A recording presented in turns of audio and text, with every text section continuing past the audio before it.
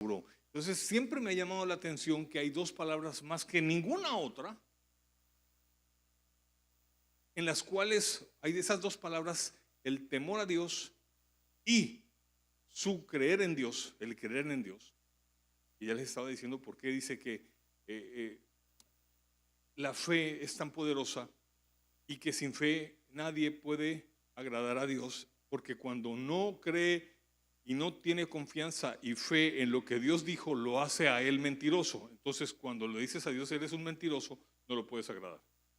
Por eso sin fe es imposible agradar a Dios.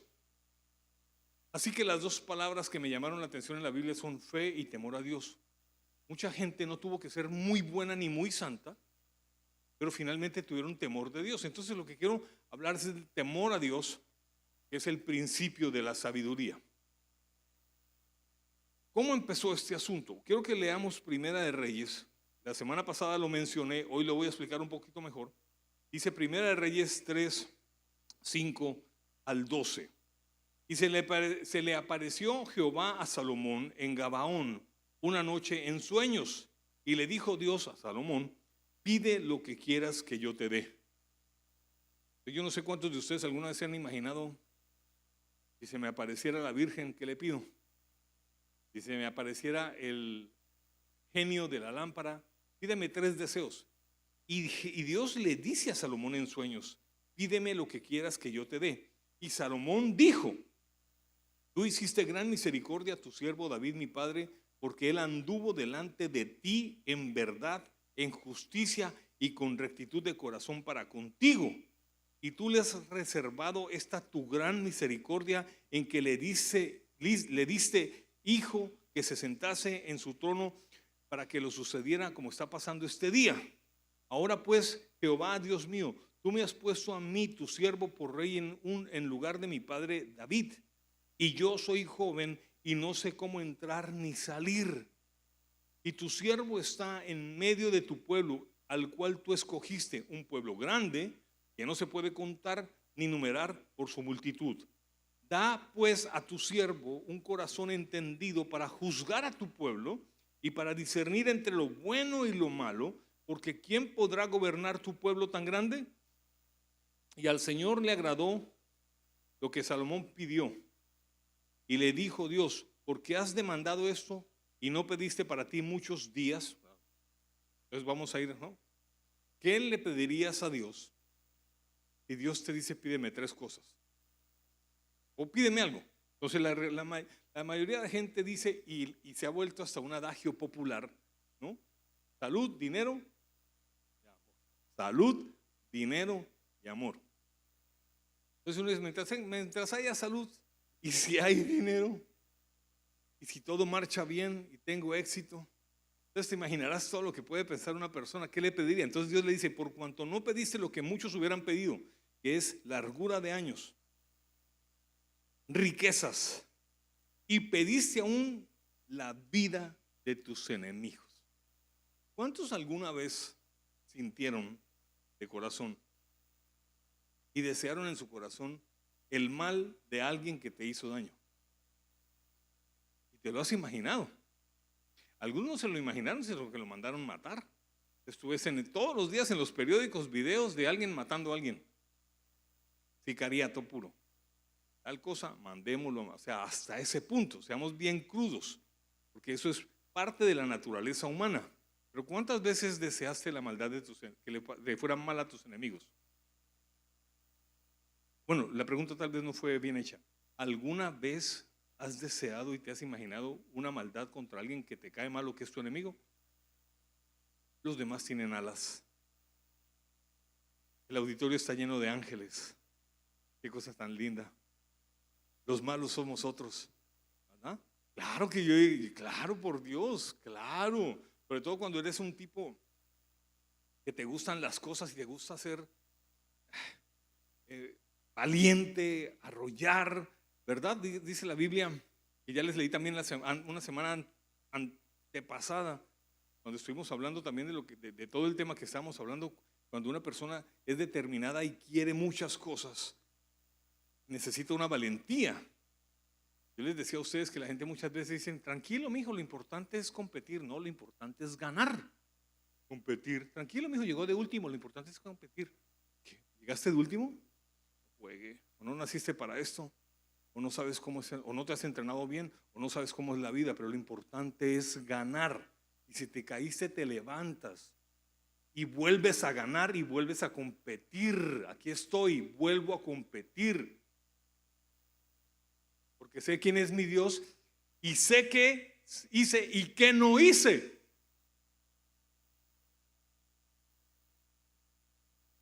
Pero te vuelves a levantar porque el que te aprueba es Dios, no los hombres. El que te determina y te da propósito es Dios, no los hombres. Entonces tienes que levantarte y vivir para lo que tú anhelas. Eso es los cristianos que dicen, no, que sea lo que Dios quiera. ¿Cómo se te ocurre? Si no es Dios, Dios dice, ya te mostré un propósito, persíguelo. Es como yo quiera, es como tú digas y yo te apoyo. Es para lo que tú quieras. Ya conoces para qué te hice, qué me andas pidiendo, qué otra cosa hacer. Haz lo que te mostré. Por eso es tan importante conocer el propósito de Dios para tu vida. ¿Cuáles son tus dones, tus talentos? Ya hablé de eso. Final de año tienes que verte las prédicas de final de año. Te hablé de propósito. No importa si esto es un nuevo año y que este año va a ser mejor que el otro. No, eso lo determinas tú, no Dios. Mucha gente puede estar muy confundida escuchándome. Muy confundida. Porque mientras no hagas nada, Dios tampoco hará nada. La fe funciona por obediencia. También. Así que es importante entender lo siguiente. Ya quería afianzar ese criterio. Ustedes, la mayoría pediríamos salud, largura de años, riqueza y que le vaya mal a mis enemigos. Sino que además no pediste eso, sino demandaste para ti inteligencia para poder oír juicio. He aquí, lo he hecho conforme a tus palabras. He aquí que te he dado corazón sabio y entendido, tanto que no ha habido antes de ti otro como tú, ni después de ti se levantará otro como tú. Magnífico. Nadie más en la Biblia tiene esa promesa de Dios, ni tiene ese privilegio. Aunque en la Biblia podemos reconocer tres personas supremamente sabias: Salomón, José, Salomón y Jesús. Lo dije en orden cronológico bíblico. En la Biblia se habla de tres personas sabias. Unos incluso meten en cuarto lugar a Job, porque Job de todas maneras aprendió mucha sabiduría en tanto que disertó con Dios. Así que Salomón fue considerado el hombre más sabio. Y mira lo que dice la Biblia en Primera de Reyes 4, 29 al 34. Y Dios dio a Salomón sabiduría y prudencia muy grandes. Eso es una confirmación de lo que veníamos hablando. Sigue el capítulo 4 de Primera de Reyes. Y Dios dio a Salomón sabiduría y prudencia muy grandes y anchura de corazón como la arena que está a la orilla del mar. Me puse a averiguar qué significaba anchura. Anchura es una gran capacidad de entender las cosas. Una gran capacidad de entender las cosas. O sea, le dio. Cuando dice el libro de Santiago, el que esté falto de sabiduría, pídala a Dios, que Él la dará abundantemente y sin reproche. El que no tenga sabiduría, pídala a Dios, que Él la dará abundante. O sea, la sabiduría Dios la regala y la inserta. Yo no sé cómo haces, como que te conectan en alguna parte de tu alma una USB que dice sabiduría y de repente tú empiezas a tener sabiduría. Quisiera creer que es así de fácil, a veces me cuesta creer que es así de fácil, pero según Santiago, que es uno de los libros más espectaculares de la Biblia, dice, pídanle a Dios sabiduría. ¿Cuántas veces no nos hemos puesto a orar por sabiduría? Ni oramos, y cuando oramos pedimos mal. Y nunca pedimos lo que Dios dice que debería ser más importante pedir, que es sabiduría. Pero cuando pidas sabiduría, exponte a la sabiduría. Exponte a la sabiduría. Y entonces hoy el tema es cómo se empieza a adquirir sabiduría.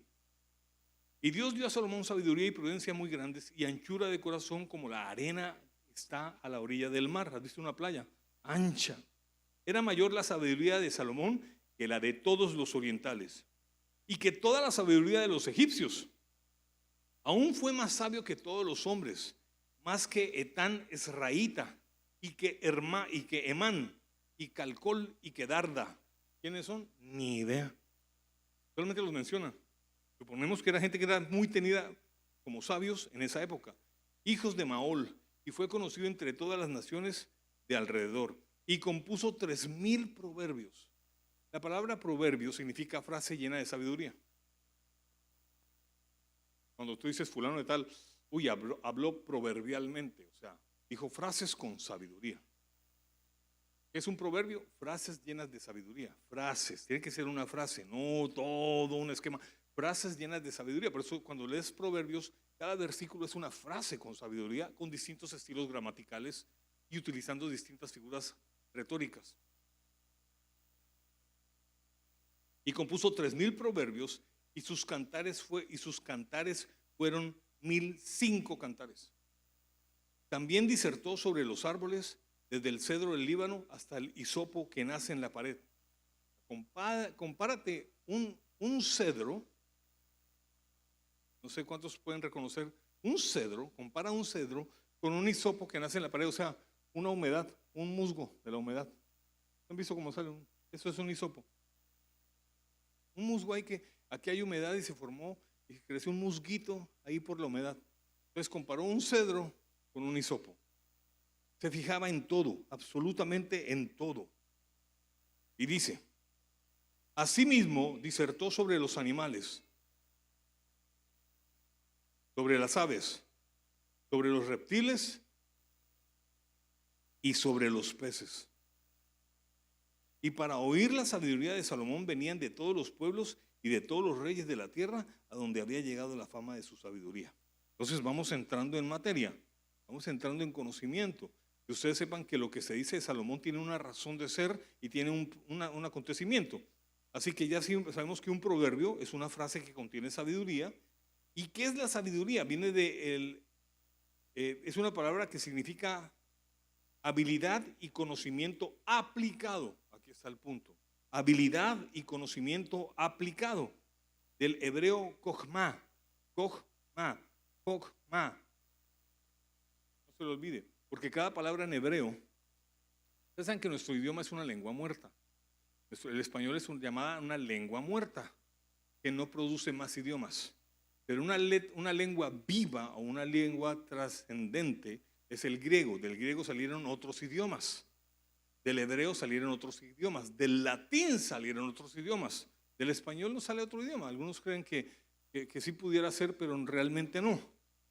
Así que la palabra en el hebreo tiene un significado muy particular. Es decir, pueden haber varias palabras que hablan de sabiduría y pueden definir algo de la sabiduría, pero en esencia la más importante es la que se hace notar, habilidad y conocimiento aplicado. Así que, ¿cuál es la intención del libro de Proverbios? Desarrollar habilidades prácticas para vivir bien en el mundo de Dios. Les dije la semana pasada que durante pandemia, y quiero decírselos de corazón, voy a exponerme acá un momento. Siempre en pandemia hubo un programa que se llamaba Fe y Sabiduría, porque yo siempre he considerado que la fe y la sabiduría son importantes. Hay cosas que se logran por fe y hay cosas que no se logran por fe, sino por sabiduría. Tú puedes decir, tengo fe en que nunca engordaré. Nunca seré obeso. Tengo fe que siempre estaré esbelto. Pero hermano, si no comes con sabiduría, por más fe que tengas en ser delgado, engordarás. No sé si me hice entender. Hay cosas que se logran por fe y hay cosas que se logran por sabiduría. Y entonces ten mucho cuidado de decir algo que solamente se logra con sabiduría y decir, esa promesa es para mí, cuando esa no es una promesa, sino que hay sabiduría que se tiene que aplicar, que son dos cosas diferentes. No todo es fe, muchas cosas son con sabiduría. Muchas cosas son con... Yo tengo fe de que no me faltará nada el día de mañana, pero la sabiduría dice ahorra y aprende a gobernar el dinero. Porque por más fe que le pongas es posible que no se dé lo que un día creíste que era por fe. Tienes que diferenciar fe y sabiduría. Fe y sabiduría deben estar juntas. Pero no puedes tener sabiduría si no le temes a Dios. Si no hay temor de Dios, no vas a adquirir sabiduría. Entonces les dije que me iba a exponer. A mí un amigo pastor me dijo, lo que te pasó a ti fue que tu deleite dejó de ser Dios. Y cuando tu deleite deja de ser Dios, se acaba el temor a Dios. Y cuando se acaba el temor a Dios y hay esa desconexión, se va también la sabiduría. ¿Listo? Sencillo. ¿Por qué pecas? Porque no le temes a Dios. Ahora les voy a explicar qué es temor a Dios. ¿Por qué cometes tantos errores? Porque no temes a Dios. ¿Qué es temer a Dios? Ahora, pero antes de eso, pero es que me adelanto al tema. Pero quiero colocarlo como siempre un fundamento. ¿Cuál es la diferencia entre conocimiento y sabiduría? ¿Cuál es la diferencia entre conocimiento y sabiduría? El conocimiento, definición de conocimiento, es una acumulación de información. Conocimiento es una acumulación de información. En esta época hay tanta información tan buena en redes sociales que puede aumentar tu conocimiento, pero no te lleva a sabiduría. Hay mucho conocimiento. Lo que pasa es que el conocimiento te vuelve arrogante. Uy, ¿cómo sabe ese man? ¿Cómo sabe ese tipo? ¿Cómo sabe ese médico? ¿Cómo sabe fulano de tal? Puedes saber y no ser sabio. Conocimiento no es sabiduría. El conocimiento es una acumulación de información, de datos y de hechos adquiridos a través del estudio, la observación o la experiencia. Hay un versículo donde, y se lo voy a hablar más adelante, en otra ocasión, donde Dios le reclama a la gente y le dicen, ustedes no tienen temor de mí, y convirtieron el temor en mí en religión. Entonces por eso viene el legalismo. Hay muchos legalistas que convirtieron el temor a Dios en una cosa de religión y como una ordenanza de hombres, pero no una manifestación propia de una relación. ¿Me hice entender? Lo voy a volver a repetir. Tú ves al legalista hablar de temor a Dios y tiene un tiempo, entonces se vuelve muy religioso. Entonces Dios dice, a ustedes les enseñaron el temor a mí como una religión, como si fuera un mandato de hombres. Pero el temor a Dios viene por el conocimiento de la relación que tengas con Dios. Me voy a adelantar. Un día me prestaron una casa muy especial de vacaciones de una familia. Entonces, mira, disfruta de todo. Ahí está la piscina, ahí está el jacuzzi, ahí está el sauna, ahí está la zona de juegos, ahí está la cocina, te dejamos mercado, ahí está la cama, ahí están las hamacas. Esa es tu casa, disfrútala, hermano, disfrútala. Y creen que, ¿saben qué hice yo? La disfruté con los que estábamos. Qué vacaciones tan extraordinarias y gratis. Pero jamás se me olvidó que no era mía y tenía que tratar esa casa con respeto. Y mi gratitud para con mis amigos aumentó. Entonces tú dices, es mi amigo, jamás le fallaré porque tengo temor de ofenderlo a causa del bien que me ha hecho. ¿Cómo no vivir para Dios y vivir con gratitud con tal de que Él sienta que estoy agradecido con todo lo que me ha dado? Eso se llama temor de Dios. Más sencillo no puede ser. Por ejemplo, José en el palacio de Potifar. Su esposa viene y se le ofrece, como se saben ofrecer las mujeres. Ya se me salió. Miren, si se le ofrece.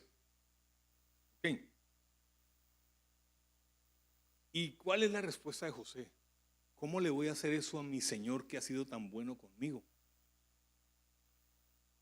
¿Cómo le voy a hacer eso a mi Señor que ha sido tan bueno conmigo?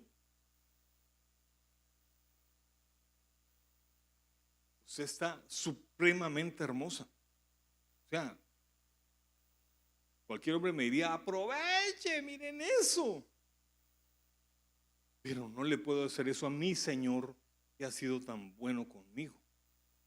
¿Cómo le voy a pagar de esa manera tocando la cosa más íntima de su vida de un hombre, de un varón.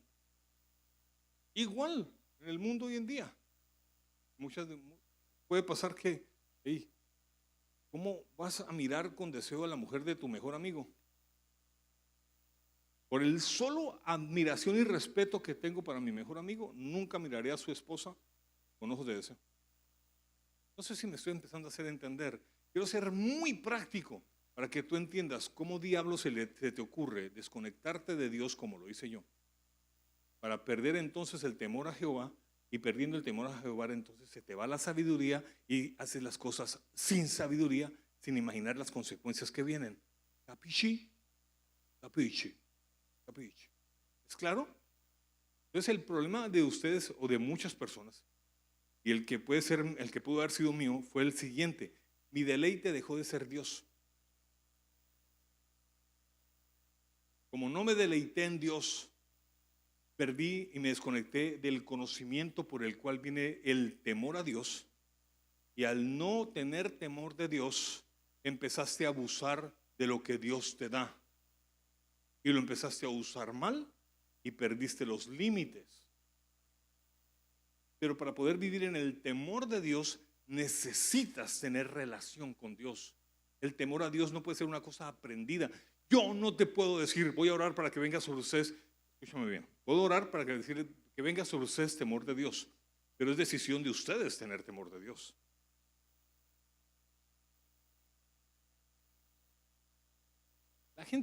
La gente tiene ideas erróneas con respecto a la restauración, por ejemplo. No, necesitas 2 años para restaurarte. ¿Quién dijo que el tiempo lo cura todo? Eso es una mentira. El tiempo no lo cura todo. No es el tiempo el que cura. La restauración viene cuando reconectas con Dios, y eso no tiene tiempo. Es una estupidez, por todo lo que he visto en mi vida, en la gente, pretender que un programa de restauración que dure tanto tiempo, o no sé cuántas etapas de restauración tiene que pasar una persona. Mire, puedes hacer la mejor restauración con el mejor sistema, libro de restauración. Hay esperanza, casi hay esperanza, en su presencia, lo que tú quieras. No importa qué tan bueno sea un programa de restauración, ni qué tan buenos sean los líderes que dirigen ese programa. Si tu corazón no muere y no te humillas, no habrá conexión con Dios, no te restaurarás, porque la restauración consiste en tu conexión con Dios. Ahí empieza el arrepentimiento. Reconozco delante de ti que estoy jodido, estoy mal, me desconecté de ti, la embarré, hice esto, hice lo otro. Necesito volver. Y tu carne dice, no, es más bacano hacer lo que hacemos. Y tu carne tira duro, durísimo. Durísimo. No sé cuántos me están entendiendo. No sé cuántos me están entendiendo y los que me están viendo.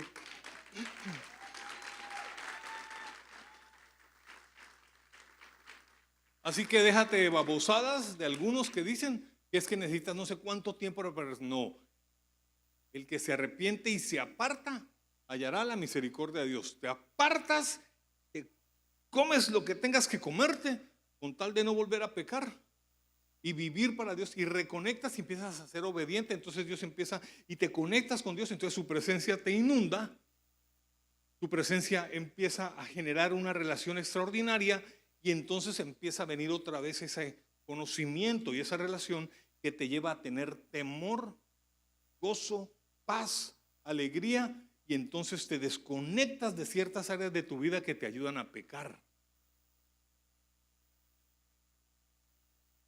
El problema es que estés aquí en la iglesia y no te estés humillando cada día. Mira, te voy a decir una cosa. A veces a mí me sorprende en la Biblia cuando dice, y fulano buscó a Dios y oró. Si tú me pudieses bendecir, si me bendijeres, la oración de Jabes, ¿no? La oración de Jabes. Entonces repetimos la oración de Jabes. Señor, si me bendijeras y me hicieras mayor entre todos los hombres. Y Dios escuchó su oración y al instante le dio riquezas, honor y conocimiento. ¿Sí? La oración de Jabes, ¿no? Señor, solamente te buscó una vez Y solamente oró así de sencillo. Y nosotros acá haciendo ayunos, vigilias, todos los días devocionales y nada. No sé si te lo has preguntado. A ver, yo tengo una mente que siempre estoy volando leo la Biblia. ¿Por qué? A ver, Señor, ¿sabes qué? Me cuesta entender esto. Lo voy a creer. Porque para creer no hay que razonar. Bienaventurados los que creen sin haber visto. Pero hay momentos que dice, Señor, me cuesta entender eso. Ayúdame, tú siempre ayudas al que no puede creer. Siempre lo has hecho, conmigo siempre lo has hecho. Me has llevado a entender lo que yo no puedo creer, o me has ayudado a entender aquello que me cuesta saber por qué funciona de esta manera. Entonces, cuando llegas a ese punto, empiezas entonces a entender que la sabiduría no es una información, sino que sencillamente es esa conexión con lo que es bueno y desechas lo malo. Así que estaba definiendo y me adelanté lo que es conocimiento, acumulación de información, de datos, de hechos. Enfoque es saber qué son las cosas o cómo funcionan. Ejemplo, conocer las leyes del tráfico o saber que el fuego quema. Hay conocimiento, hay experiencias. Las experiencias no siempre te dan sabiduría, aunque la Biblia dice la sabiduría grita en las calles. Yo siempre me como así que la sabiduría grita en las calles. Hasta cuando leí una versión que dice la sabiduría se adquiere por observar lo que le pasa a la gente en el mundo. Este sí fue muy bruto. ¿Le faltó? Sabiduría. Porque sabiendo cómo es la cosa y no aplicó lo que sabía, le faltó sabiduría. ¿Estamos? Así que el conocimiento tiene una naturaleza, es la intelectualidad que se basa en el aprendizaje y el razonamiento. Y tiene un origen, porque puede venir por libros, enseñanzas, estudios, experiencia diaria. Yo he aprendido mucho viendo documentales, por ejemplo. Me encantan los documentales. Yo voy a Netflix y busco documentales. Las series poca sabiduría me dejan. A veces no soy disciplinado para las series. No soy, ni me pego una maratón de series. No, yo no voy a negociar mi sueño por una maratón de series. Porque es más sabio dormir que trasnocharte viéndote una serie que a la larga pues es chévere, pero no estoy juzgando eso. Cada cual elige. Así que en muchas ocasiones debes entender la diferencia entre conocimiento y sabiduría. Sabiduría es la capacidad de aplicar correctamente el conocimiento que se tiene en la vida, tomando decisiones prudentes, justas y a tiempo.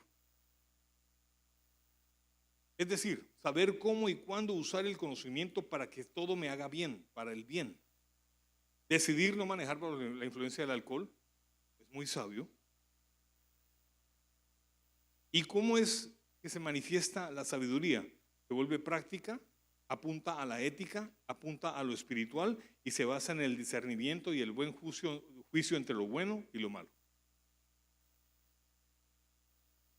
Y desde la perspectiva cristiana, la sabiduría proviene de Dios. Proverbios 2:6 dice, porque Jehová da la sabiduría, de su boca viene el conocimiento y la inteligencia.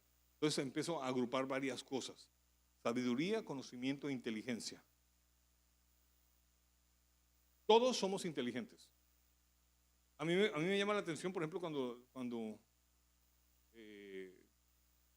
dicen de mi hijo, ¿cómo es de inteligente? Obvio. Todos nacimos con inteligencia. No hay niño que no nazca. Todos nacimos inteligentes.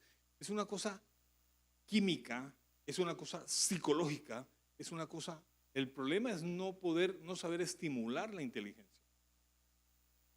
Las mamás, los papás, las abuelas, ese niño es tan inteligente.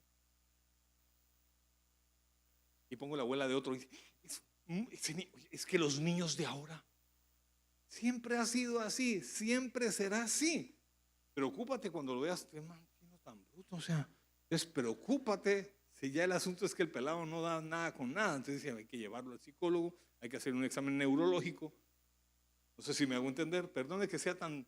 Yo soy así, no voy a pedir perdón por como yo soy. Yo siempre he sido mostrar la vida como es.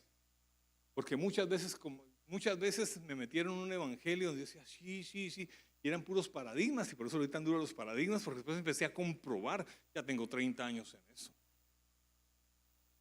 He visto gente que ha logrado mucho e imito su sabiduría. Hay gente que lleva años y no ha logrado mucho, no imito su religiosidad.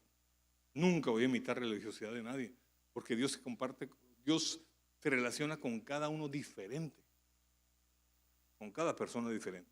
Bien, ahora, la relación entre conocimiento y sabiduría.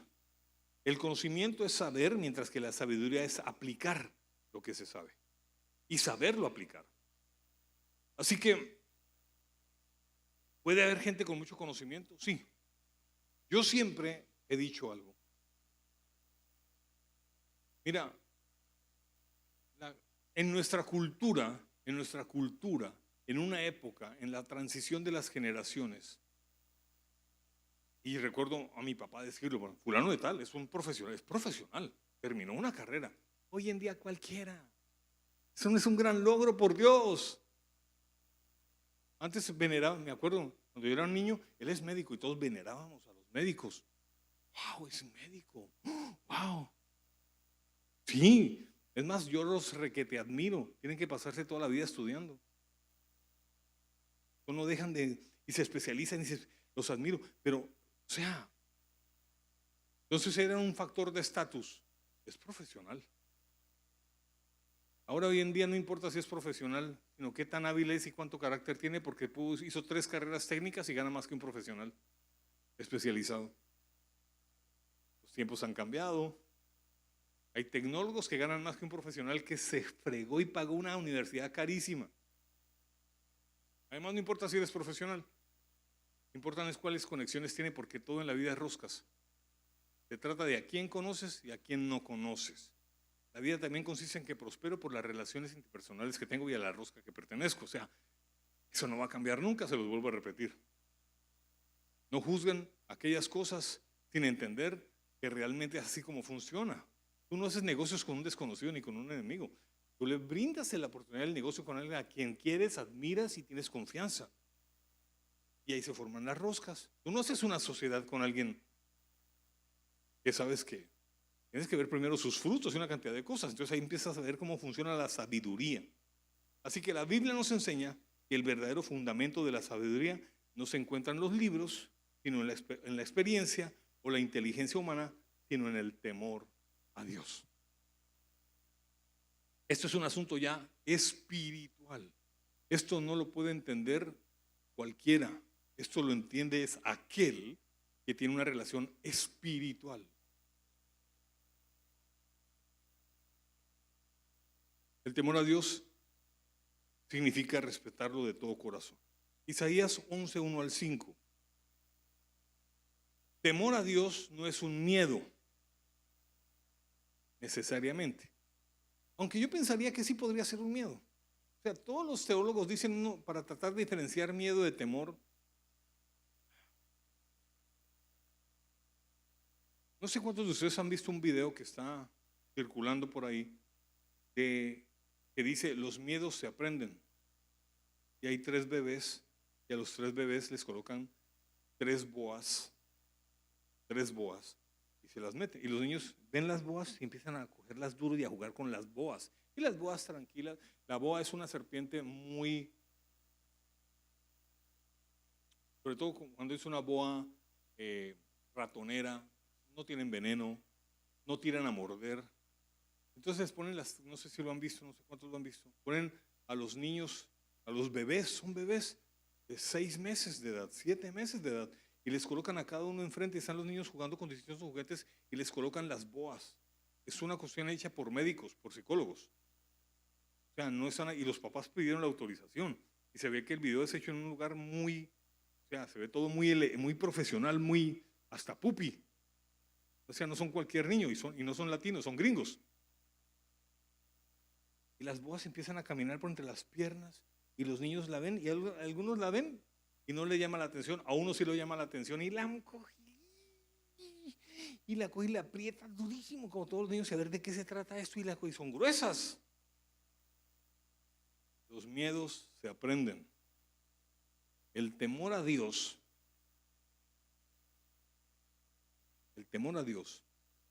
es un estado de inocencia en la cual deja de existir la maldad o la manipulación a causa de que tienes una relación de conocimiento acerca de Dios que ya en ti no tiene ningún atractivo el pecar porque te deleitas en Dios.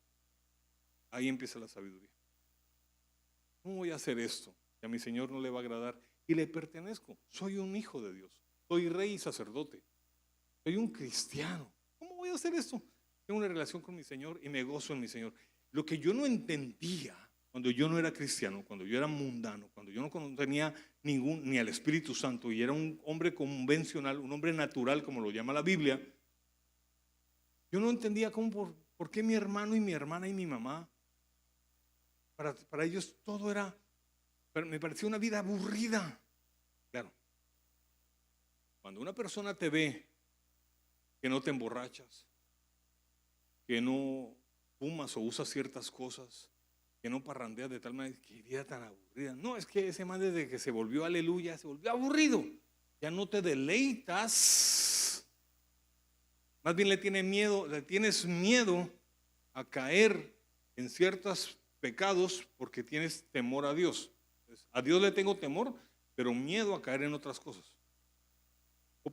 Es decir, el temor a Dios ya hace que pierda interés. Es tan poderosa la presencia de Dios y la relación de Dios con tu espíritu que pierdes interés en ciertas cosas. Tu deleite es Dios. Entonces hay un temor en ofenderlo. Por ejemplo, amas a tu papá, amas a tu mamá y estás muy agradecido y te aguantas todas las chocheras de ellos porque eres un hijo maduro que está agradecido. Y siempre, a pesar de que tu papá o tu mamá fueron contigo muy fuertes o muy duros, no dejas de ofrendarlos y estar pendiente de ellos. Papá, hay que ir al médico, está pendiente de las cosas de tu papá, le compras sus medicamentos. Quiero llevar a mi papá a viajar. Quiero llevarlos a un paseo a no sé dónde, porque él siempre dijo que quería conocer tal cosa. Y eres feliz llevando a tu papá, pudiendo disfrutarlo de otra manera tú, para ti mismo. Pero prefieres deleitarte en ver. Eso es temor. El temor es una honra de gratitud. ¿Cuántos están recibiendo revelación hoy?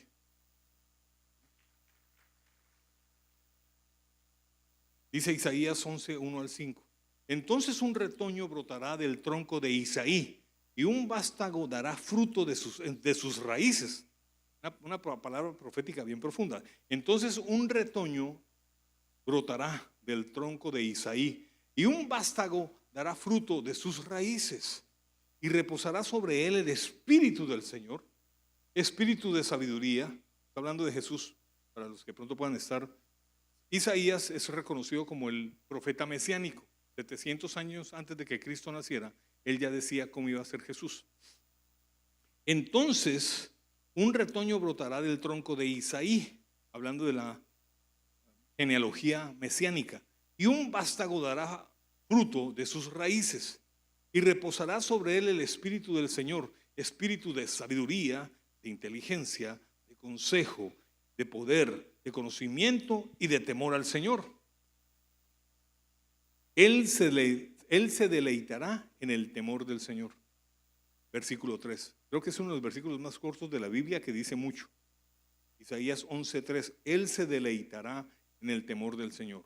Y no juzgará por lo que vean sus ojos, ni sentenciará por lo que oigan sus oídos, sino que juzgará al pobre con justicia y fallará con equidad por los afligidos de la tierra. Y herirá la tierra con la vara de su boca y con el soplo de sus labios matará al impío. La justicia será ceñidor de sus lomos y la fidelidad ceñidor de su cintura. Les habla de la excelencia del poder de Jesucristo, la excelencia de la persona de Jesucristo y cómo viene a juzgar. O sea, las características de Jesús. Y empezando por él se deleitaba en su Señor. Ahora también podría hablar yo de muchas cosas. El llamamiento de Moisés. La primera cosa que Dios le hizo entender a Moisés era temor de él. Ey, no camines más, quítate el calzado porque la tierra que estás pisando es santa. Ayer en el almuerzo la esposa de este pastor me decía que hablando del temor a Dios, hablando decía que se acordara de los pasajes en la Biblia y me gustó muchísimo, nunca lo había pensado así. Los pasajes en la Biblia donde se mencionan a los ángeles delante del trono de Dios, a los ángeles. Los ángeles no tienen libre albedrío. Dice que aún los ángeles nos envidian porque tenemos libre albedrío y porque conocimos la gracia. Ellos no pueden pecar porque su estado y su condición no les permite pecar. Pero se sorprenden de que somos más sabios que ellos.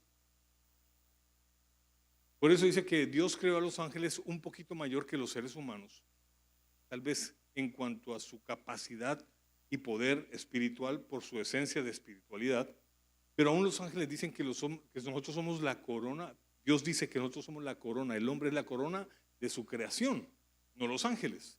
Por eso no adoramos ángeles, a los ángeles no se le adora. El ángel de la guardia, mi dulce compañía, ángel de mi guarda, no me abandonas ni de noche ni de día. Ese man está perdido hace rato. Dios necesita, Dios manda ángeles a cuidarte. Pero nosotros no adoramos ángeles. No tenemos en la iglesia ángeles por todas partes, ni querubines. Es otra clase de ángel. Pero hablando de los ángeles son increíblemente puros. Pero aún los ángeles siendo puros, dice la Biblia en varias ocasiones, en Isaías, en Jeremías, en Ezequiel, que los ángeles cuando entraron a la presencia de Dios tenían un par de alas que les cubrían el rostro delante de la presencia de Dios. Cuando dice que Jesús murió y bajó a los infiernos y les dio testimonio y le predicó a los que estaban en los infiernos, a demonios y a hombres, yo me asombro. Yo me imagino a esa gente en el infierno y Jesús se mostró y todos, me merezco estar aquí. O sea, cuando ves a Dios, dice que ningún hombre podrá ver a Dios y poder permanecer vivo. Que tan pronto morimos, los que son salvos, se les da un cuerpo para la eternidad, porque este cuerpo, se pierda cuidado, ahorrele plata a la familia, cuando se muera, que lo cremen, porque ya no va a servir para nada. Los huesos, hay gente, ay no, porque hay cristianos que no entienden o no les han enseñado teología y dice que este cuerpo va a desaparecer. Entonces, no, porque si lo creman, entonces ¿cómo le van a dar un nuevo cuerpo? No necesitamos ni los huesos. ¿Cómo lo va a hacer Dios? Muy fácil. No sé.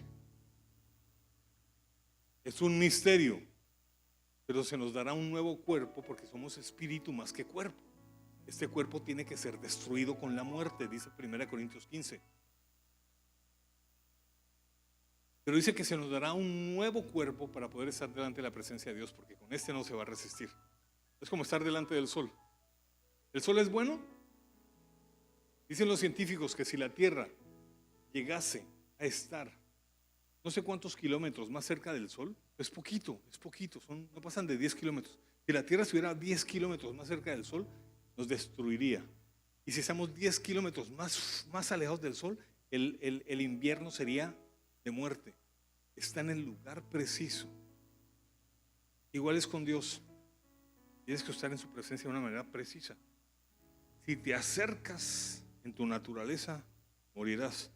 Si te alejas, también. Aprende cómo vivir en su presencia siempre, donde Él dice, como Él dice. Así que los ángeles se cubren el rostro. Isaías, cuando vio a Dios, dice, soy hombre muerto, ¿se acuerdan? Isaías 1:6. Y entonces vinieron los ángeles y tenían unas tenazas con un carbón encendido y le pusieron y el carbón encendido se lo colocaron en la boca de Isaías, en la visión que él tiene, y dice, tu maldad ha sido quitada para que puedas ahora recibirlo de Dios. Queremos ser espirituales sin tener temor de Dios. Creo que es la primera cosa que le deberíamos enseñar a un cristiano, a un recién convertido, el temor a Dios. Enseñárselo bien, enseñarle por qué la fuente de conocimiento de Dios está en leer su palabra, en conocer su palabra, en conocer su doctrina, en adorarle y saber ser y dejarse guiar por un buen líder que lo guíe al temor de Dios. Esta iglesia tiene que estar basada en el temor de Dios. Y con temor a Dios y acercándote a Dios, mira, será quitada toda duda y te vendrá revelación. Y serás restaurado. Y comprenderás cosas que antes no habías comprendido. Piensa por un momento qué peligroso es que vengas a la iglesia el domingo por darle gusto a tu esposa. O que vengas a la iglesia cada domingo por darle gusto a tu esposo. O que vengas a la iglesia cada domingo porque me gusta como ese man predica. O venir a la iglesia porque como que cuando estoy allá hay como una presencia y uno siente paz. Pero lo que Dios quiere es tu relación con Él. Tu relación con Él es lo que te va a llevar al conocimiento. Y ese conocimiento y esa relación te dará algo que se llama temor de Dios. Es decir, cómo pagarte mal con todo lo bien que me has hecho. Cómo ser infiel.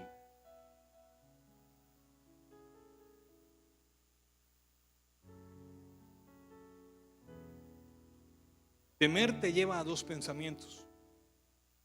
No soy Dios, yo no defino el bien y el mal.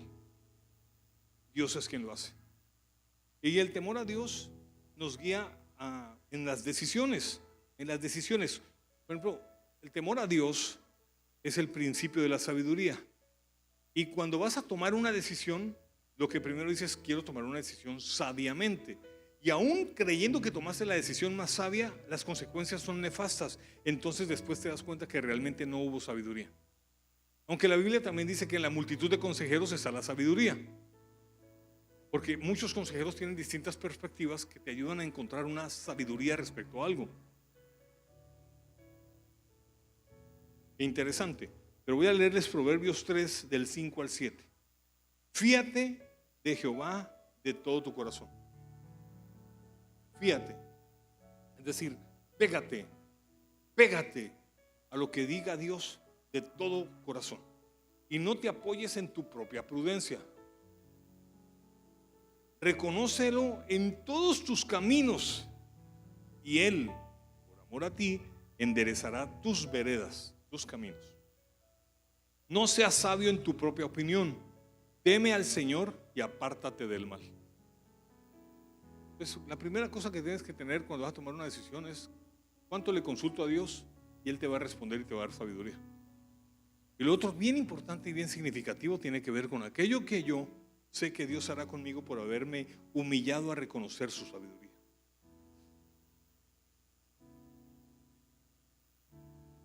El temor a Dios trae paz y bendición. Proverbios 14:26. En el temor de Jehová está la fuerte confianza y esperanza tendrán sus hijos. El temor de Jehová es manantial de vida para apartarse de los lazos de la muerte. Salmo 34:7, con esto termino. El ángel de Jehová acampa alrededor de los que le temen. Imagínese usted a la gente que le pone veladoras a un ángel y cree que el ángel le está protegiendo y cometen otro gravísimo error, porque la angelología presume de una manera muy ingenua y torpe, con una ausencia de conocimiento teológico brutal, que los ángeles son omniscientes, omnipresentes y omnipotentes, características de Dios. Los ángeles no son Dios, los ángeles no son omniscientes, no lo saben todo, no son omnipresentes, no están en todas partes, como Satanás tampoco está en todas partes, ni omnipotentes, o sea que lo pueden todo. Los ángeles son criaturas de Dios como nosotros. Entonces tú estás creyendo que los ángeles te van a proteger cuando le pones o le adoras, o crees que tienes que adorar a San Gabriel, que es el ángel de la prosperidad, Gabriel, que es el mensajero, el dueño de la sabiduría. Tienes que adorar a Rafael porque es capaz de hacerte muy próspero. Ridículo. Aquí la cosa es diferente. Si temes a Dios, alrededor de ti acamparán ángeles que te cuidarán de todo mal que Él asigna para ti. no que vienen para ti, porque sí. Yo he escuchado cristianos, rodéanos de ángeles, Señor. Yo he escuchado profecías rarísimas. Quien se meta con fulano de tal se va a meter en problemas porque está rodeado de 6,000 ángeles. No es tan así. A cualquiera que le tema a Dios, Dios le rodeará de ángeles para que le cuiden. El ángel de Jehová, y solamente es uno, ¿no? El ángel de Jehová acampa alrededor de los que le temen y los defiende. Gustad y ved que es bueno Jehová. Dichoso el hombre que confía en él. Temed a Jehová, vosotros sus santos, pues nada falta a los que le temen, nada le falta a los que le temen. Los leones, los leoncillos, los cachorros de león necesitan y tienen hambre, pero los que buscan a Jehová no tendrán falta de ningún bien. Padre, te damos gracias. Te damos gracias porque has abierto una puerta muy particular el día de hoy. Una puerta al entendimiento de algo que quizás no habíamos meditado antes, que desconocemos. Pero tú eres bueno, Señor. Tú eres bueno y justo. Y te damos gracias, mi Rey. Y te bendecimos, Padre amado. Y te entregamos nuestras vidas y nuestros corazones. Ayúdanos a entender lo que es el temor a ti. Es más, esta semana vamos a orar y vamos a buscar de manera ferviente tu presencia y entender que debe haber temor de Dios. El temor de Dios se puede evidenciar. Hay evidencias del temor. Hay evidencias cuando tienes temor de Dios. Tu vida cambia. Tus prioridades cambian. Tus objetivos y tus propósitos se alinean. Tienes más claridad. Más claridad. Yo le doy gracias a Dios por este fin de semana que acaba de terminar, por todo lo que ha hecho para conmigo, por todo el entendimiento y la restauración que ha traído a mi vida. Porque sigue obrando Dios, sigue obrando Dios. Nunca dejarás de ser una pieza finalizada. Dios siempre tendrá que tratar algo en tu vida. Sé lo suficientemente hombre para ser humilde delante de Dios y tener temor de Dios, y conócelo para que entonces le puedas temer. No seas sabio en tu propia opinión. No creas que te las sabes todas. No lo creas. Si te las supieras todas, no estarías aquí. Estuvieras viviendo en Nueva York, en Manhattan, frente al Central Park, el arriendo más caro del mundo. Estarías viviendo. Es un lujo. O sea, uno camina por ahí y uno dice, Dios mío, esto es impresionante. O sea, esta gente sí tiene plata. Y ves el lujo por todas partes. Tú respiras y dices, no. Es como cuando vieras a Dios, qué pobre soy, man. Si te las supieras todas, tendrías billete, porque la sabiduría también trae entendimiento del dinero y de los negocios. Si fueras bien sabio, no te creas que la experiencia y que no. Ni yo tuve, ya el pasado fue. Cada día es un nuevo comienzo para otras cosas.